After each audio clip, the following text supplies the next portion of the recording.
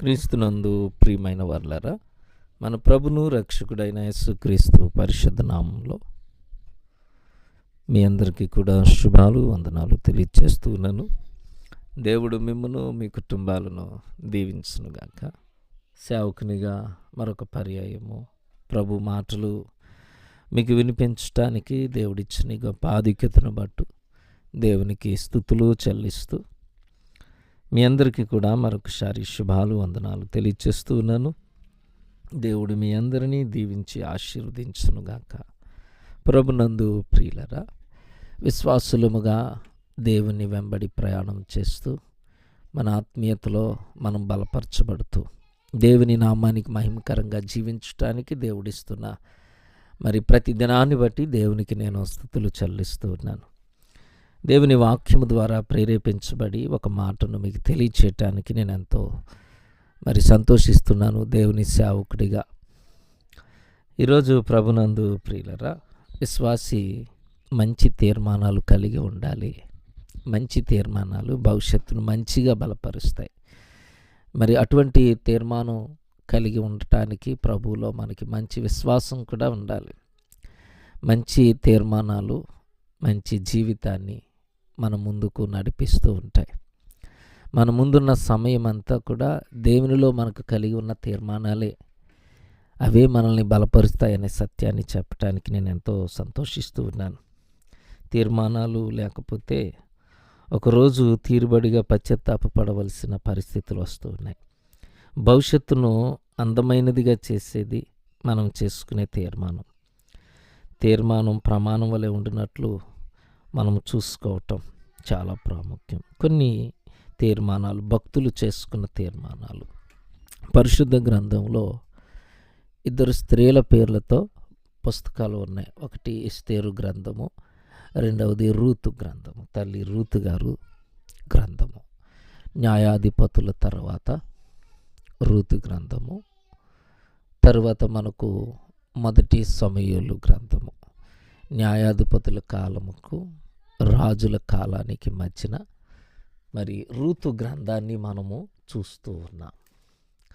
Ruth గ్రంథాన్ని చదువుతూ ఉన్నప్పుడు ఒక పల్లెటూరు వాతావరణంలో ఒక కుటుంబం యొక్క విశిష్టత ఎంత చక్కగా ప్రభువులో వారు బలపడ్డారో తెలియచేసేటువంటి ఒక ఆధ్యాత్మికమైన పుస్తకమని బైబిల్ గ్రంథాన్ని చదువుతున్న మనకు మరి స్పష్టంగా అర్థమవుతున్నటువంటి ఒక సత్యము. నిజమే ప్రభునందు ప్రియులరా, దేవుని యొక్క కృప. అయితే ఆ రూతు గారి గ్రంథంలో ఒక విశిష్టమైన తీర్మానం తల్లి చేసుకుంది. ఆ తీర్మానము ఎంత గొప్ప ఆశీర్వాదముని తీసుకుని వచ్చిందో మనకు తెలుసు. రూతు గ్రంథం మొదటి అధ్యాయం 16వ వచనంలో నయోమి చెప్తుంది, అన్నీ కోల్పోయిన నీవు నాతో రావటం నీకెందుకు? నీ దేశానికి వెళ్ళిపో.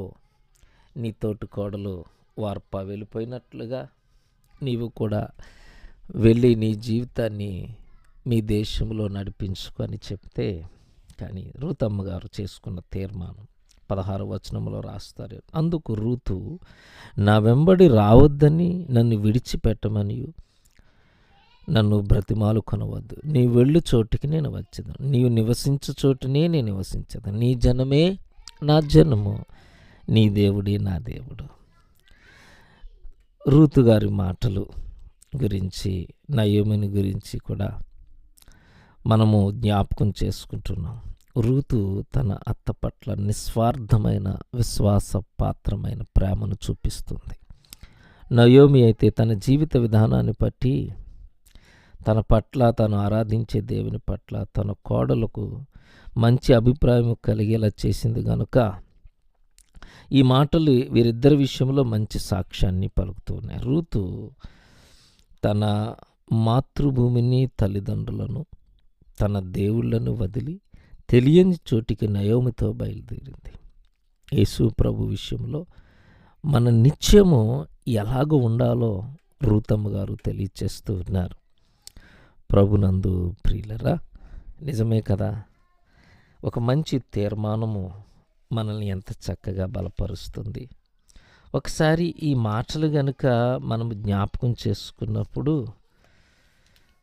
క్రొత్త నిబంధన కాలంలో, కృపాకాలంలో నివసిస్తున్నాను. మనం యేసు ప్రభు పట్ల మనకుండవలసినటువంటి తీర్మానాలు ఎంత బలమైనవిగా ఉండాలో, ఎంత ఘనముగా ఉండాలో రూతమ్మ గారి యొక్క తీర్మానాన్ని బట్టి మనం జ్ఞాపకం చేసుకుందాం. యోహాను సువార్త 6వ అధ్యాయంలో కూడా శిష్యుల మాటలు మనం వింటాం. యేసు ప్రభుని విడిచిపెట్టి అందరూ వెళ్ళిపోయారు. 6వ అధ్యాయము 60వ వచనంలో ఆయన శిష్యులలో అనేకులు ఈ మాట విని, ఇది కఠినమైన మాట, ఇది ఎవడు వినగలడని చెప్పుకొనిరి. 66వ వచనంలో అప్పటి నుండి ఆయన శిష్యుల్లో అనేకులు వెనుక తీసి మరెన్నడూ ఆయనను వెంబడించలేదు. అయితే ప్రభువారు మిగిలి ఉన్న వారిని శిష్యులను అడుగుతున్నారు, ఆ 12 మందిని, మీరు కూడా వెళ్ళిపోవాలని ఉన్నారా అని అడిగితే వారంటారు, ప్రభువా, ఎక్కడికి వెళ్ళుదము, ఎవని యొద్దకు వెళ్ళుదము? నీవే నిత్య జీవపు గలవాడు, నీవే దేవుని పరిశుద్ధుడివని మేము విశ్వసించి. ఎంత గొప్ప తీర్మానమో వాళ్ళది, శిష్యులది.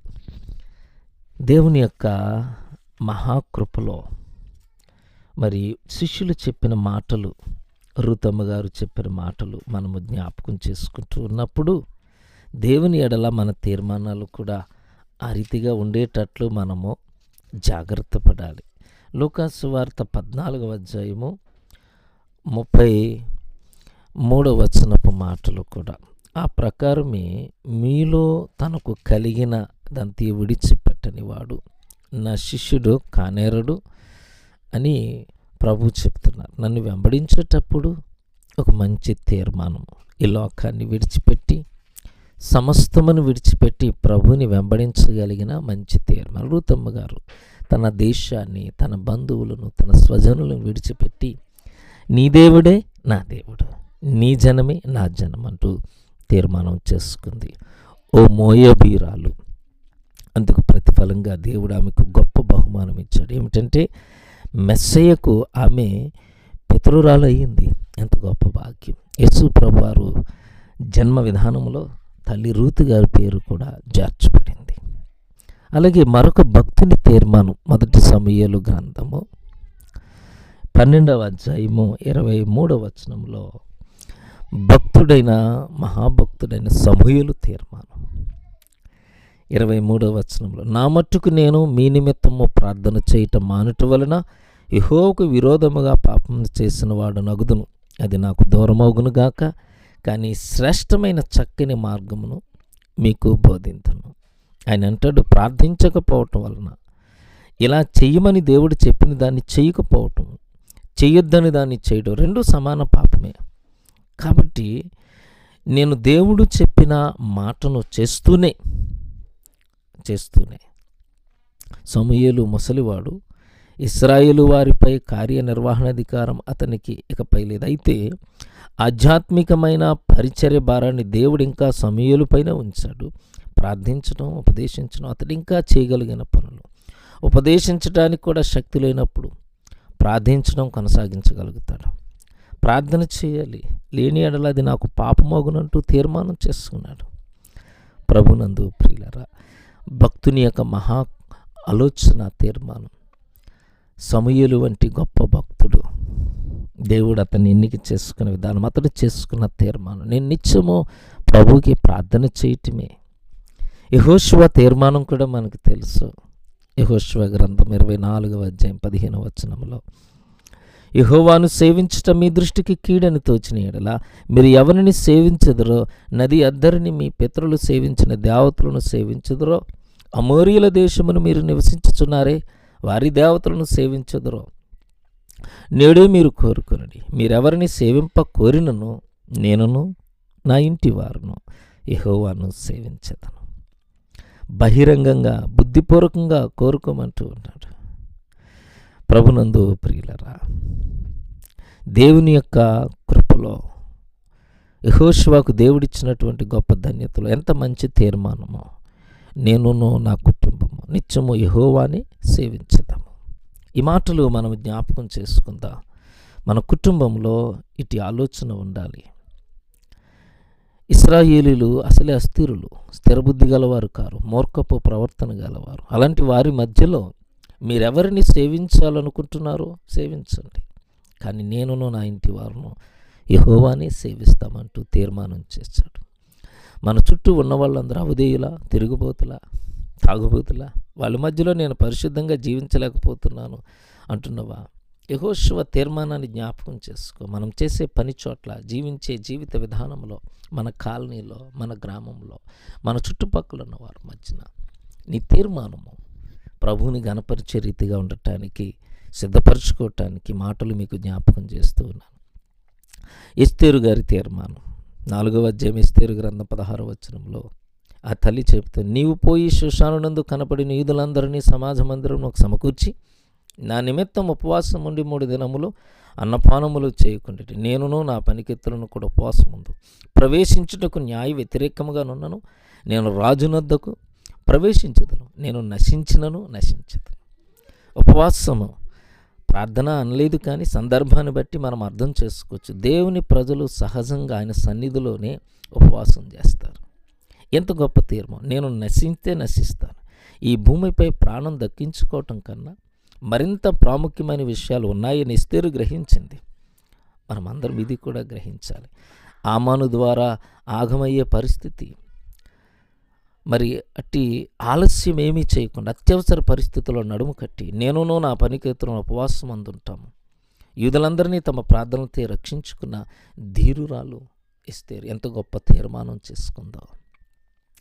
చివరిగా దావీదు భక్తిని తీర్మానం 132వ కీర్తన 5వ చరణంలో ఆయన అంటాడు, నా వాసస్థానమైన గుడారములో నేను ప్రవేశింపను, నేను పరుండు మంచం మీదకి ఎక్కను, నా కన్నులకు నిద్ర రానియను, నా కనురెప్పలకు కునిపాటుకు రానియను. ఎంత గొప్ప తీర్మానం! ఎందుకు?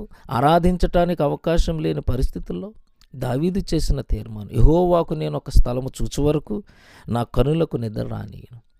ఇది ఆయన చేసిన రోషం గల తీర్మానం. నీవు వెళ్ళే మందిరంలో ఏముందో ఏమి లేదో తెలుసుకుని దానికి ప్రయాసపడవలసిన పరిస్థితి నీకుంది. అయ్యో, నా మందిరం ఇది లేదే, నా మందిరము ఇలాగ కన్స్ట్రక్షన్లో ఉంది, నిర్మాణంలో ఉంది, అది పూర్తయ్యేంత వరకు నేను ఉపవాసం ఉండి ప్రార్థన చేస్తాను, నేను లేకపోతే ఈ యొక్క నిష్టతో నేను ఉంటాను. ఎంత గొప్ప తీర్మానాలు దావీదివి! ప్రభునందు ప్రియులారా, బ్రతుకులను మలుపు తిప్పే భక్తుల తీర్మానాలు విన్నాం కదా. తిని కూర్చుంటమే నీ తీర్మానమైతే రేపు మనం తృణీకరించబడతాం. ప్రభు సేవలో, మనకు వ్యక్తిగత కుటుంబ విశ్వాసపు జీవితంలో, సమాజపు విశ్వాసపు క్రైస్తవ ప్రయాణంలో ఓ మంచి తీర్మానం దేవునికి మహిమను తెస్తుంది, మన జీవితాలకు ఆశీర్వాదం తెస్తుంది.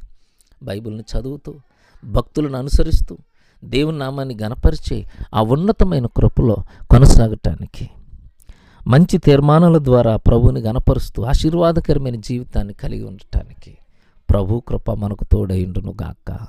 Amen, amen. ప్రార్థన చేసుకుందాం. మహోన్నతుడు, మా రక్షకుడు, పరిశుద్ధుడు అయిన తండ్రి, మీ ఘనమైన ఉన్నతమైన నామానికి స్తుతులు చెల్లిస్తున్నాం. నీ ప్రేమ చేత, నీ కృప చేత నాయన ఈ రీతిగా నీ మాటలు వినటానికి, నేను స్తుతించి గణపరచటానికి, ప్రార్థనతో ప్రభా నీ పాద సన్నిధిని సమీపించడానికి మీరిచ్చిన కృపకే నీకు వందనాలు. నీ ప్రియబిడ్డ కుటుంబాలను దీవించండి. అనారోగ్యంగా ఉన్న బిడ్డలను ప్రభు నీ దయగల హస్తము నుంచి స్వస్థపరచండి. సంఘ పరిచర్యలను బలపరిచిన ఆయన అనేక ఆత్మలను రక్షించే సేవ పరిచర్య జరుగుటకు కృప ఇచ్చేయండి. అయినా యవన బిడ్డలను, స్త్రీలను, పురుషులను, వృద్ధులను బట్టి ప్రార్థిస్తున్నాం. పసిబిడ్డలను బట్టి ప్రార్థిస్తున్నాను. నీ సహవాసంలో బిడ్డలు ఆత్మీయంగా ఎదుగుతూ నీ నామానికి మహిమకరంగా, వారి వ్యక్తిగత జీవితాలకు ఆశీర్వాదకరంగా ఉండటానికి నీ కృపా సన్నిధిని తోడుగా ఉంచి బలపరిచి మేలు చేయమని యేసు నామాన ప్రార్థించి వేడుకుంటున్నాం తండ్రి. ఆమేన్, ఆమేన్. మన పరమ తండ్రి అయిన దేవుని ప్రేమ, ఆయన కుమారుడైన యేసుక్రీస్తు కృప, పరిశుద్ధాత్మిక అన్యోన్య సహవాసం మనకును, కుటుంబాలకు, సంఘ పరిచర్యలకు తోడైండును గాక. ఆమేన్, ఆమేన్, ఆమేన్.